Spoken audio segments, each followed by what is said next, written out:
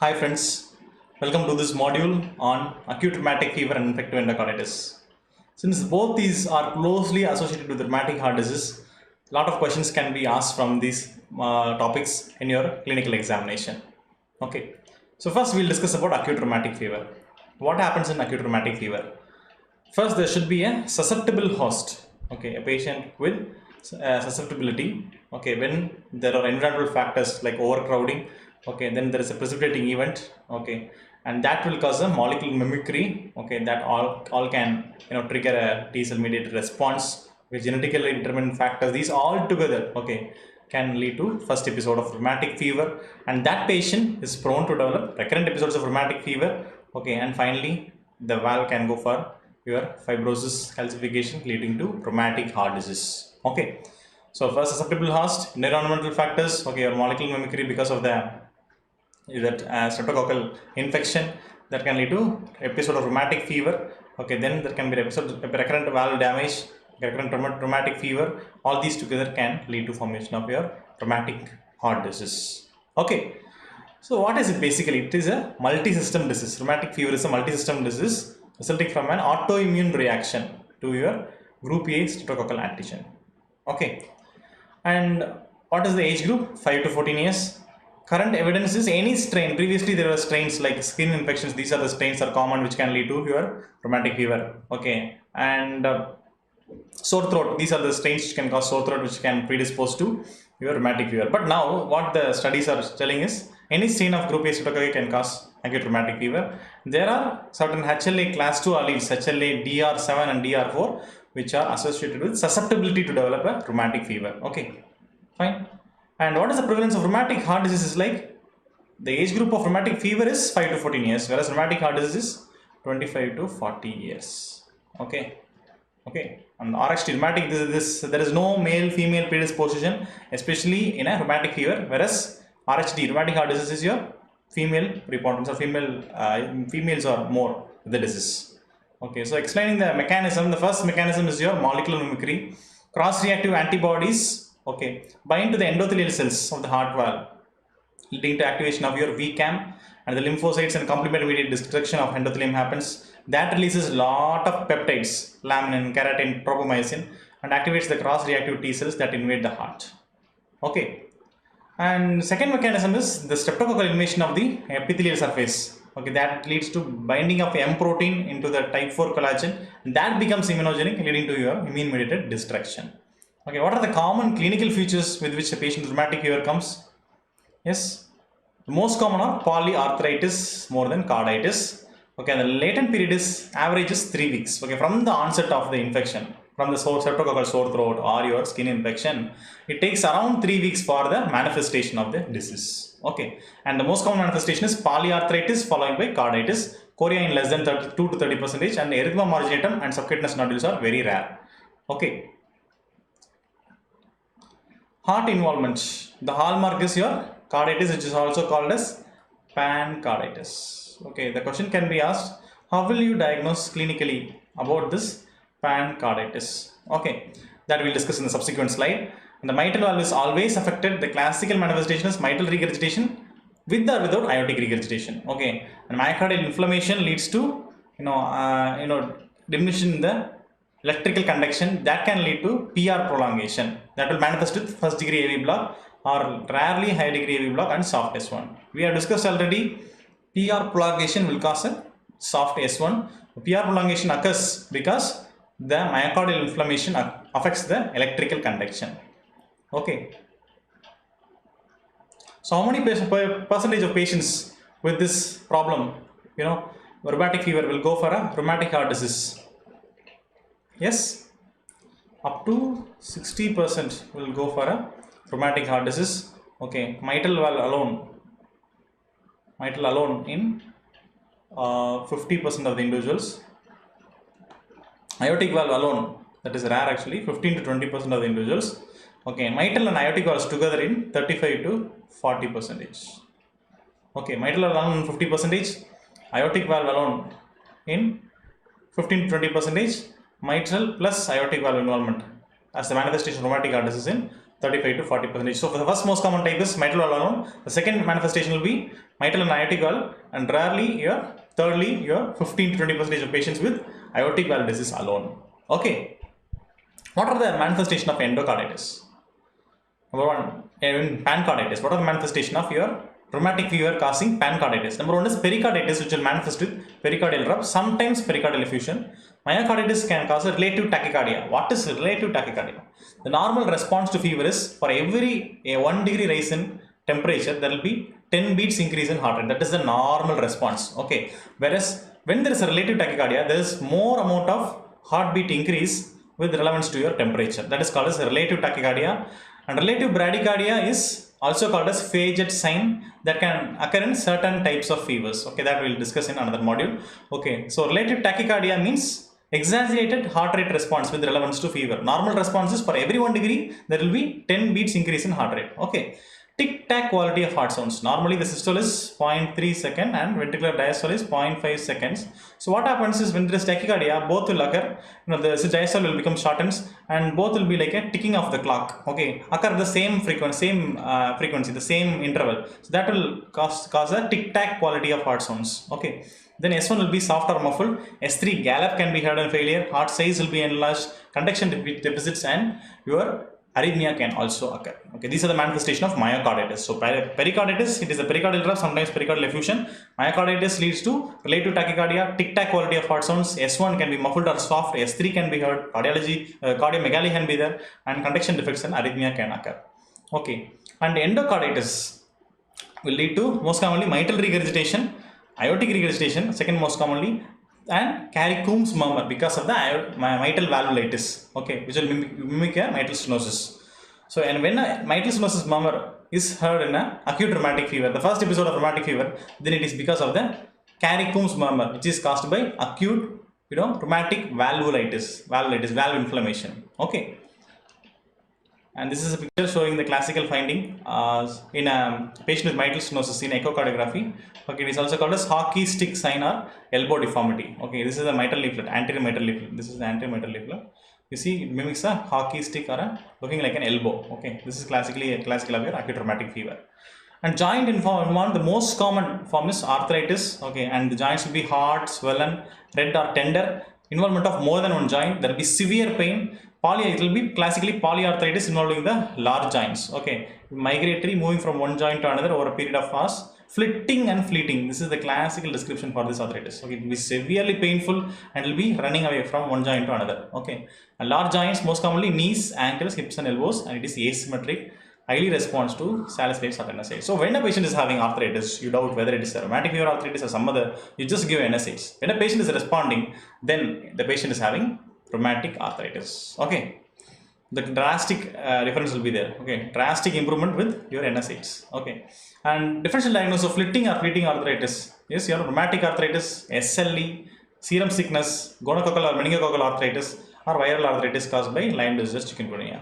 Okay, understood? Right. So SLE can also cause an arthropathy called as Jacob's arthritis. Jacob's arthropathy, Jaccoud's arthropathy. Okay, so it is basically ulnar deviation of fingers, especially in the fourth or fifth fingers, that can also occur with rheumatic fever also. Okay, SLE and rheumatic fever can also cause a Jacob's arthropathy, which is a ulnar deviation of fourth and fifth fingers. Okay, so what is chorea? It is semi-purposive, irregular, non-repetitive, brief, jerky movements arising in proximal joints. The chorea which occurs in rheumatic fever is called as syndrome chorea. It is more common in females. It occurs sometimes in the absence of other manifestations. That is, it can occur late after the rheumatic fever. Okay, following a latent period after infection. Choreiform movements affects particularly the head and the upper limbs. Okay, so what are the conditions which can cause chorea? Syndrome chorea, Huntington's chorea, chorea gravidarum. Okay, three differential diagnoses I have put here. One is your syndrome chorea, which is classically happening in rheumatic fever. Next, Huntington's chorea, which is an autosomal dominant condition with a progressive dementia, and chorea gravidarum can occur in pregnancy, especially first pregnancy. Okay, what are the signs in chorea?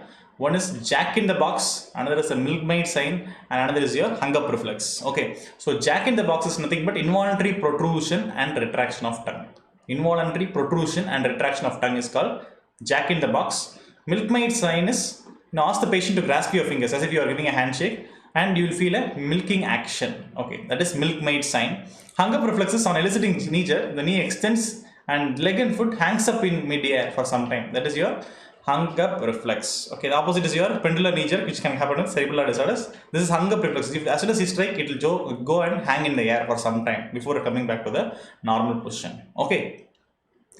Skin manifestations include erythema marginatum and subcutaneous nodules. So erythema marginatum begins as pink macules that clear centrally. That means the center will become alright. Okay, leaving a spreading edge. And the rash is evanescent. Okay, it quickly vanishes.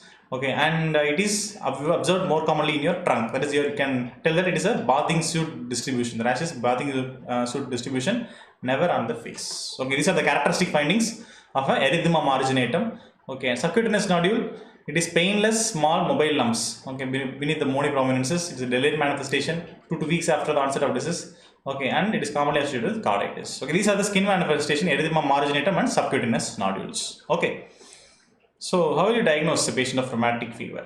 Number one, very important point: preceding group A streptococcal infection should be there to diagnose a patient with rheumatic fever. Okay, so sometimes there's a criteria called Jones criteria, which is also called as Duckett-Jones criteria, which is the criteria for diagnosing rheumatic fever. When a patient is having chorea and low-grade carditis, this criteria may not be useful in diagnosing rheumatic fever. Okay, so how can you tell that there is an evidence of recent group A streptococcal infection? Recent history of scarlet fever, positive throat culture for streptococcal infection, and increase in ASO titer. Okay, but these are the findings which are found in very less patients. Okay, because of the decrease in sensitivity. Okay, but ASO can be done and will be mostly elevated, but this history of scarlet fever and throat culture will be mostly negative. Okay, they lack sensitivity. Okay, and this is the criteria first for all patients in the population preceding group A streptococcal infection. That is the first point. Initial rheumatic fever or recurrent rheumatic fever. So initial rheumatic fever, the criteria is 2 major or 1 major plus 2 minor. Okay, 2 major plus 1 major plus 2 minor. Okay, 2 minor. So this is the diagnostic criteria for initial rheumatic fever, whereas recurrent rheumatic fever, 2 major or 1 major plus 2 minor or 3 minor. Even 3 minor is enough to diagnose your recurrent rheumatic fever. Okay, remember this mnemonic PACES. Okay, what is P for? It is the pancarditis. P for pancarditis. So carditis, clinical or subclinical, can be taken as a marker in moderate to high risk population. We belong to high risk population. What is high risk population? Okay, AR of population, is more. The AR of incidence. Okay, acute rheumatic fever incidence more than 2 per 100,000. More than 2 per 100,000. Is a high risk population. We belong to a high risk population, so just master this criteria alone. Okay, the criteria is revised. Okay, previously we tell that it is your polyarthritis is the major criteria for rheumatic fever, whereas now polyarthralgia can also be taken as a major criteria for rheumatic fever. Okay, and subclinical carditis also considered as a major criteria. Okay, so first P for pancarditis. Okay, then A for arthritis. Okay, then C for chorea, and E for erythema marginatum, and S for subcutaneous nodules. Okay, these are the 5 components. P for pancarditis, A for arthritis.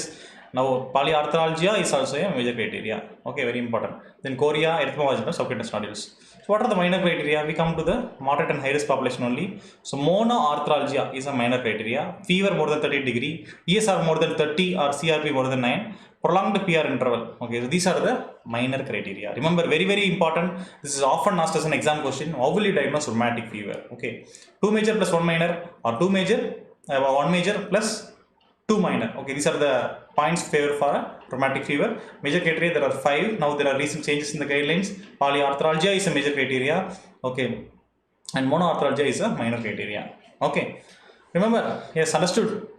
Okay, so how will you treat? First, most important thing, antibiotics. So it is your injection penicillin is preferred now. Okay, if a patient, okay, is more than 27 kilogram, then you can give 1.2 million units IM. Okay, whereas if the child is less than or equal to 27 kg, then you can give 6 lakh units. Injection benzathine penicillin. Okay, and this will be continued, lifelong, not lifelong. Okay, till the, there are certain cutoffs which we'll discuss in the subsequent slides. Okay, every 21 days this injection has to be given. That is the best treatment for a patient with rheumatic fever. Okay, other options include phenoxymethyl penicillin, that's tablet, or amoxicillin can be given. Okay, and aspirin is a drug of choice for your arthritis. It will be given at high dose aspirin, that is 50 to 60 milligram per kg per day should be given. Alternatively, if aspirin the patient is not able to tolerate, we can go for a naproxen. Okay. Then how will you prevent? The mainstay of prevention is primary prophylaxis. What is primary prophylaxis? Here primary prophylaxis has a different meaning. Okay. When the patient when a child is having sore throat in India, okay, start antibiotics before 9 days of sore throat. That is the most important thing which you can do to prevent a rheumatic fever in the child. Okay, so patients with sore throat, if child with sore throat, start antibiotics at the earliest to prevent, especially before 9 days. If the sore throat is persisting, okay, like more than 3 days, okay, fine, this viral illness could be there, fine. If it is prolonging, start giving antibiotics, especially penicillin. That will prevent the onset of your occurrence of your rheumatic fever. Okay, so how will you secondarily prevent a patient with rheumatic fever? Secondarily you prevent a rheumatic fever. Patient has already a rheumatic fever. You are going to prevent another episode of rheumatic fever. That is very important because recurrence is more common in a patient already who had a rheumatic fever. Okay, so that we can split into 3 categories. Number 1 is rheumatic fever without carditis. The patient had rheumatic fever previously, but there were no carditis manifestations. So for such patients, 5 years after the last attack or 21 years of age, whichever is longer. Okay, that is the duration of prophylaxis. I told no, injection penicillin. Yes, how much will you give? 1.2 million units. Okay, if the weight is more than 27 kg. The weight is less than or equal to 27 kg, then you can give 6 lakh units of the same injection penicillin once in 21 days. This is the regimen which is followed in India. Okay, and if the patient has a rheumatic fever with carditis, but there is no residual valvular disease, there is no valvular damage. Okay, so then we can go for 10 years after the last attack or 21 years of age, whichever is longer. Okay, and if the patient is having rheumatic fever with persistent valvular disease, that is the patient had developed a rheumatic heart disease clinically or in echocardiography, then you should give at least for 10 years after the last attack or 40 years of age. Okay, sometimes lifelong prophylaxis service in India. Okay, at least 40 years of age the patient should receive this prophylaxis, this penicillin prophylaxis. Very important. Okay, suppose the patient is having penicillin allergy, what will you do? Okay, in that case give tab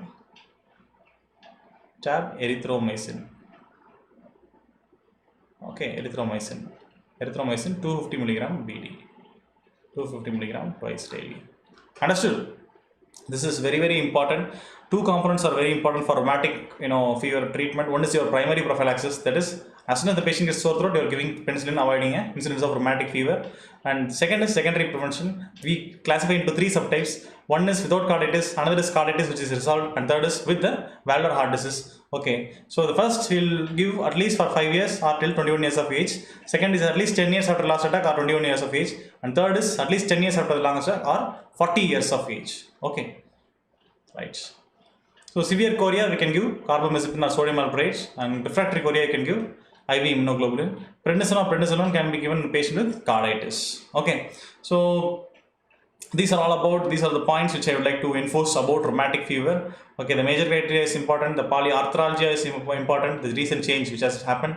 Okay, and you need to have 2 major or 1 major, 2 minor as for diagnosis of initial rheumatic fever. For recurrence, even 3 minor is enough for diagnosing rheumatic fever. Okay, and evidence of your group A streptococcal infection is necessary. Okay, and any strain can cause a rheumatic fever. And remember to give antibiotic treatment for sore throat at the earliest. Okay, to prevent a rheumatic fever.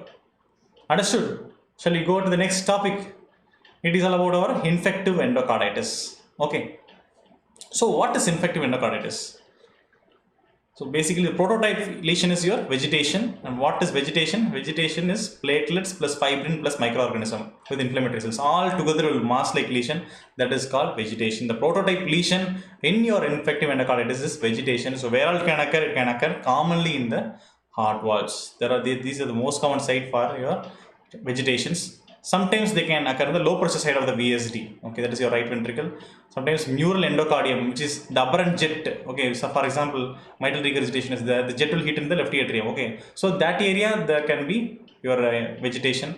and sometimes cardiac device, for example, a patient is undergone a pacemaker, okay, there can be an infection, okay. So these are the areas where infective endocarditis can occur and vegetation will occur, okay. So how will you classify infective endocarditis? You can classify into prosthetic valve and native valve infective endocarditis. Native valve means the patient with normal valves intact or from normal valves which he has it from his birth, okay. Whereas prosthetic valve is a patient who had been replaced, okay, due to mitral stenosis or regurgitation, some valvular lesion, you have replaced the valve, that valve is a prosthetic valve. So you can classify this into native valve into community acquired and healthcare associated, whereas prosthetic valve we can classify into early or late. Early is less than 12 months, late is more than 12 months, okay, from the date of surgery. Understood? Then another way of classifying the spectrum is acute or subacute infective endocarditis. So acute infective endocarditis is hectic, febrile, suppurating and rapid progress. Very rapidly deteriorating a person with fever, rapidly deteriorating in front of your eyes, then you can suspect an acute infective endocarditis. Whereas subacute, the patient will have a fever, like he will come and tell you that there is fever for 5 months duration. I have lost a lot of weight in the 5 months duration. So this is the classical manifestation of your subacute infective endocarditis, okay. There is no time frame as such to tell this. Okay, if the patient is rapidly deteriorating, you can diagnose an acute infective endocarditis, and you should start treatment as early as possible before waiting for the cultures. Whereas for subacute infection, you can wait for the cultures, then you can begin the antibiotic. Okay, so what are the conditions predisposing? We discussed already valvular lesions. Okay, valvular regurgitation lesions are more prone to get infected, not the stenotic lesions. Most common is your MVPFR, mitral valve prolapse leading to mitral regurgitation, the most common lesion for infective endocarditis. Next most common is aortic regurgitation. Okay, and rheumatic heart disease and IV drug abuse. This is IV drug abuse. What is the difference? Rheumatic heart disease, the most common valve we discussed is your mitral valve. Mitral regurgitation is a predisposing factor, whereas for IV drug abuser patients, which is the most common valve encountered by the blood, okay, which is from the veins, it is your tricuspid valve, right? Because from the superior vena cava, inferior vena cava, blood is collected, which enters into the right atrium, which encounters which valve? It is the tricuspid valve which this blood encounters. So the most common valve to be involved in your IV drug abuses is tricuspid valve, okay, tricuspid valve infective endocarditis. Understood? Okay. And most common valve in general, okay, overall is mitral more than aortic. Okay. So what are the clinical manifestation? The most common symptom is fever, along with that chills, sweats, anorexia, weight loss can occur.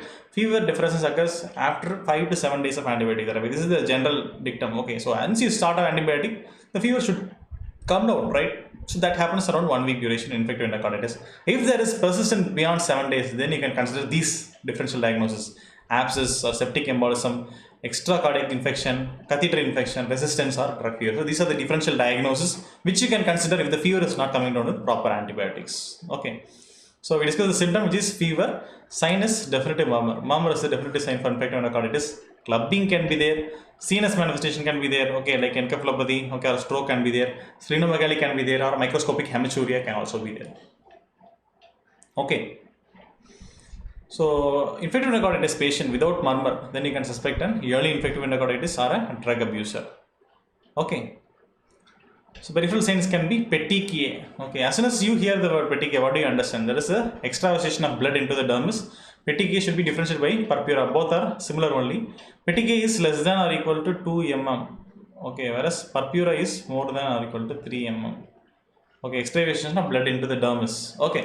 And splinter hemorrhages, Janeway lesions, oscillars and road spots. The favorite question which will be asked by your examiner is, which will be painless, which is painful? Okay, so oscillars, nod and Janeway lesion. Remember Osler, you remember William Osler. He is a great physician. Okay, he has strong rules. Sometimes it will be painful to follow, but it is good, worthwhile. Okay, so we remember just painful is Osler's nodules. Osler nodes is painful. Tender pea-sized erythematous nodules in the pulp of the finger. See here? Okay, so this is the immunological phenomenon. What is Osler's triad? Osler's triad is, it is also called as Austrian syndrome, pneumonia plus meningitis plus pneumococcal infective endocarditis. Infective endocarditis caused by pneumococcus. Okay, so pneumonia plus meningitis plus infective endocarditis caused by pneumococcus is also called as Osler's triad or your Austrian syndrome. Okay. So coming to Janeway lesions, these are non-tender, small maculopapular. See here, okay, erythematous lesions and vascular phenomenon. It's a vascular phenomenon. This is also a Janeway lesion. Okay, And next comes the Roth spots. Roth spots are white center retinal hemorrhages. See here, there is a white center retinal hemorrhage. Okay, there is a white center in the retinal hemorrhage. So this is called Roth spots. These can occur with infective endocarditis. Okay, and this can also occur with patients with anemia or leukemia. Okay, the other differential diagnosis for Roth spots are anemia or leukemia. Okay, right. Next, immunological phenomenon. So what are the immunological phenomenon features you will see in infective endocarditis? This is an often asked MCQ as well. Just remember Roger Federer, okay, ROGR. These are the 4 things: Roth spots, ocular nodes, glomerulonephritis, and rheumatoid factor, not your Janeway. Okay, so these are the immunological phenomenon, okay, which are seen in infective endocarditis: Roth spot, ocular nodule, glomerulonephritis, and rheumatoid factor. Okay. So what are the differential diagnoses of vegetations in general? Okay, it can be due to rheumatic fever or infective endocarditis or non-bacterial thrombotic endocarditis, or another is your Liebman-Sachs endocarditis. Liebman-Sachs endocarditis. This Liebman-Sachs endocarditis classically happens in SLE. Okay, there can be vegetations on both the sides of the leaflets. Okay, under surface and above the leaflet. Okay, whereas rheumatic fever will cause small warty vegetations along the lines of closure of the valves. See here, small warty vegetations along the lines of closure of the valves. Infective endocarditis cause large irregular masses on the valve cusps. Large irregular masses on the valve cusps, which it extend into the cardiac tendinae. Non-bacterial thrombotic endocarditis is bland vegetation, okay, attached at the lines of closure. Okay, one or many can be present. Okay, these are the classical causes of vegetation in a patient. Okay, vegetation can be due to rheumatic fever, or infective endocarditis, or your Liebman-Sachs endocarditis, or a non-bacterial thrombotic endocarditis. Okay, what is mycotic aneurysm? What is mycotic? Myco means fungus. Is it an infection caused by fungus? No. Okay, aneurysm, dilatation of the vessel wall. Okay, it can happen in the aorta. Okay, so aorta, usually the atherosclerotic peg, this mycotic aneurysm can occur, but it is commonly because of bacterial infection. Staphylococcus, Streptococcus, or Salmonella. Okay, usually saccular aneurysm.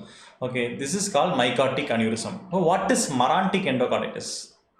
So these are some of the questions which your examiner will like to ask you. Marantic endocarditis. Okay, Marantic endocarditis means uninfected vegetation. Uninfected vegetation seen in patients with malignancy or chronic diseases. Okay, so uninfected vegetation seen in malignancy or chronic diseases, Marantic endocarditis. Mycotic aneurysm, the most commonly due to bacteria only. It occurs in the aorta at the atherosclerotic peg. Okay, it is mostly saccular. Okay, right. So what are the complications of infective endocarditis? The most common complication is cardiac failure. Embolization can occur in the cerebral vessels, causing cerebrovascular accident, or spleen leading to splenic infarct. Mycotic aneurysm can go for rupture. Prosthetic valve rupture or dehiscence can also happen. Okay, so the criteria to diagnose infective endocarditis is Duke's criteria, modified Duke's criteria. Okay, the criteria to diagnose rheumatic fever is your Jones criteria or Duckett-Jones criteria.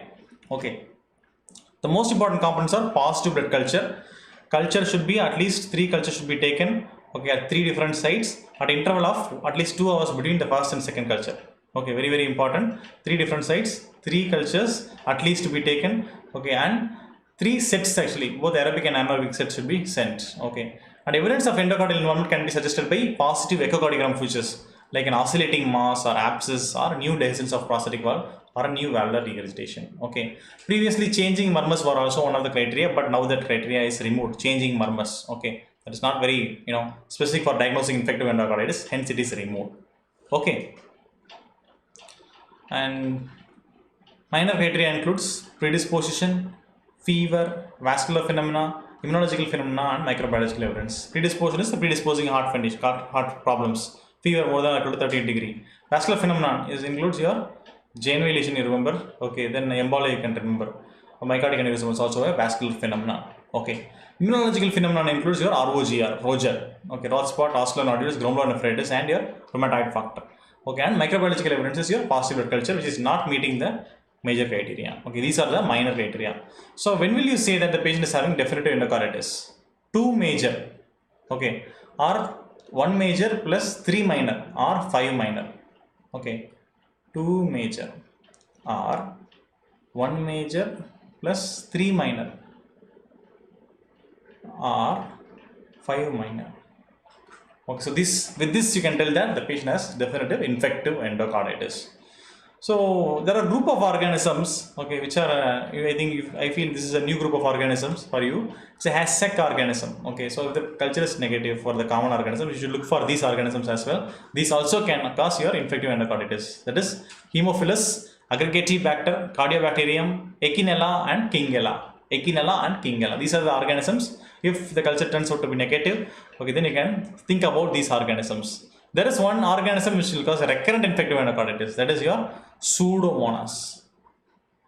Pseudomonas can cause recurrent infective endocarditis.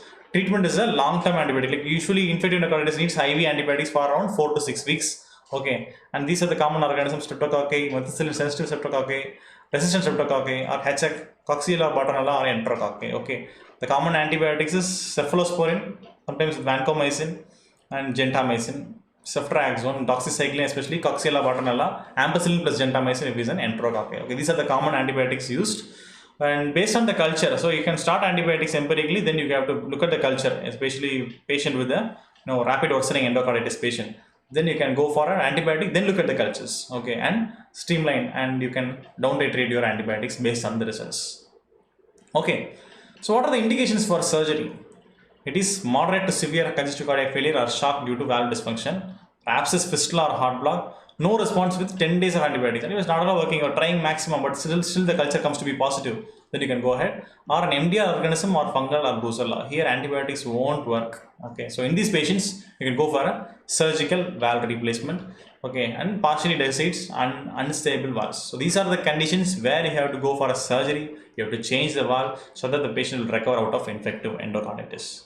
Okay, so now coming to the most important component. These are all theory, some theory which I wanted to discuss because should know what are the options. Antibiotics is an option.